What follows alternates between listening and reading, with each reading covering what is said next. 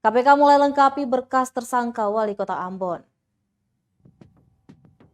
Kasus dugaan korupsi suap pemberian persetujuan izin prinsip pembangunan cabang usaha retail di Kota Ambon tahun 2020 tengah diselidiki.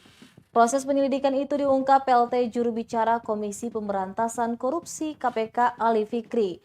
Ali Fikri mengungkapkan saat ini pihaknya masih melengkapi berkas perkara.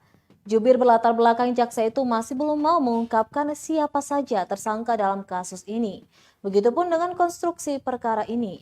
Namun berdasarkan sumber tribunnews.com di KPK, ada 3 pihak yang dijadikan sebagai tersangka. Salah satunya Wali Kota Ambon Richard Lohenapesi.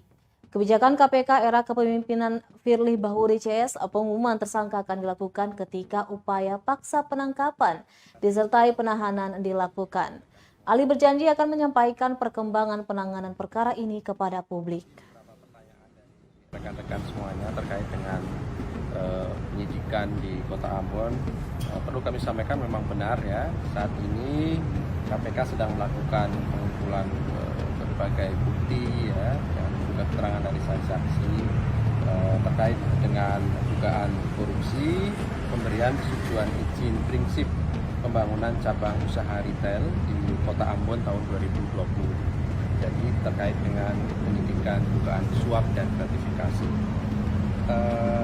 Untuk informasi lengkap perihal siapa pihak-pihak yang kemudian ditetapkan sebagai tersangka, kemudian pasal-pasalnya dan konstruksi itu, tentu nanti kami akan sampaikan ya pada saatnya ketika proses penyidikan ini cukup dan kami pastikan melakukan upaya paksa penahanan terhadap para pihak yang ditetapkan sebagai tersangka dimaksud. Namun demikian tentu setiap perkembangan dari kegiatan penyidikan ini kami pastikan selalu diinformasikan kepada masyarakat dan berharap juga ikut mengawasi proses penyidikan yang sedang kami lakukan ini.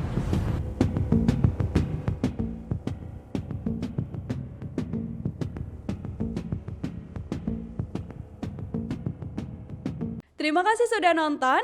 Jangan lupa like, subscribe, dan share ya.